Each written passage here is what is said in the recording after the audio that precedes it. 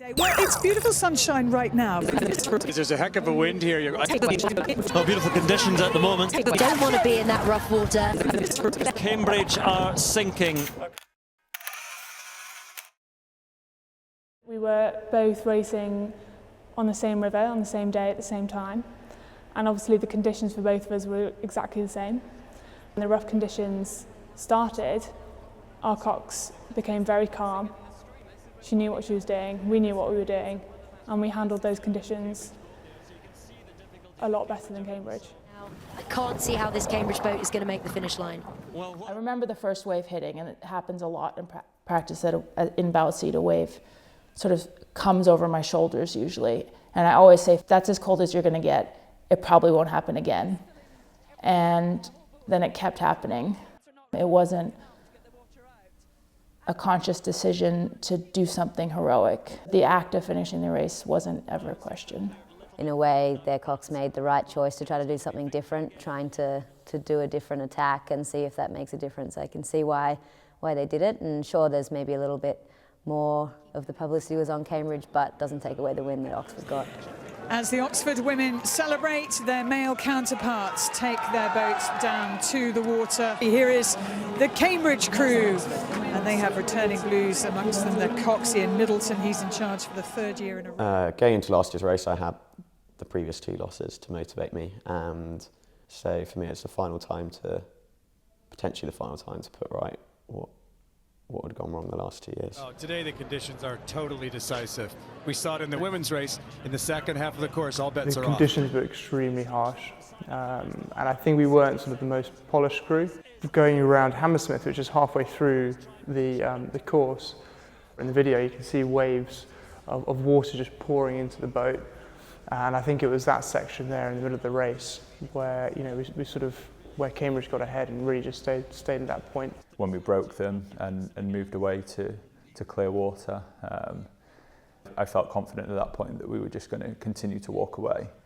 I remember thinking in the second half it was, you're in a good position, but this isn't over, don't mess us up, don't mess us up. For a lot of us, this has been something we've been wanting to do for a very long time, and it was a sort of job well done, I suppose.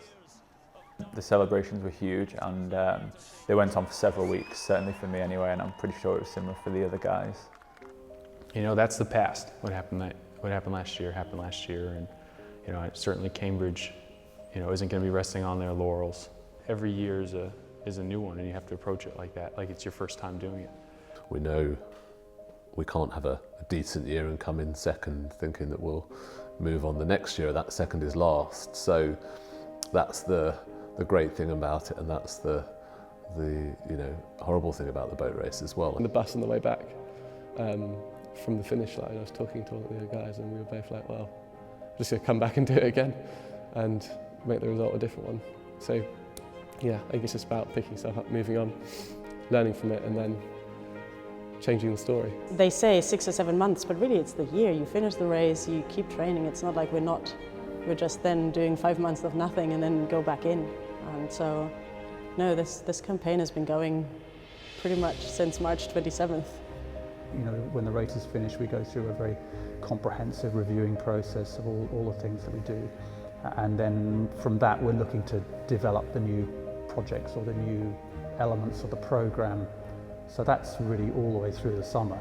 We kind of teach them as much as we can in the first month and get them adjusted to the program before they start classes. And then classes start in October, and that's where the challenge comes in, because we can't just put training whenever we want. So we run through a battery of tests, so physiological tests, normally on the rowing machines, and then start looking at some water testing as well. So we get an initial ranking of the athletes, which is really important from the outset, and set some training standards as well. The way the season's shaping so far is we're trying to get crews together, and we're trying to sort of get objective times from them. So we're sort of already saying, well, how fast can we be at this moment in time? As we're racing at Brit Champs, Forest Head, and then at the beginning of November, a small group of the squad travels to London to issue the official challenge. The tradition of the challenge goes all the way back to 1829, when Cambridge first challenged Oxford to the boat race, and it's happened every year since. So it's when the race becomes official, if you like. On behalf of the Cambridge University Women's Boat Club, I hereby challenge the Cambridge University Boat Club to an 8-oared race for the over the championship course on Sunday, the April 2nd, 2017. On behalf of the Oxford University Women's Boat Club, I accept your challenge.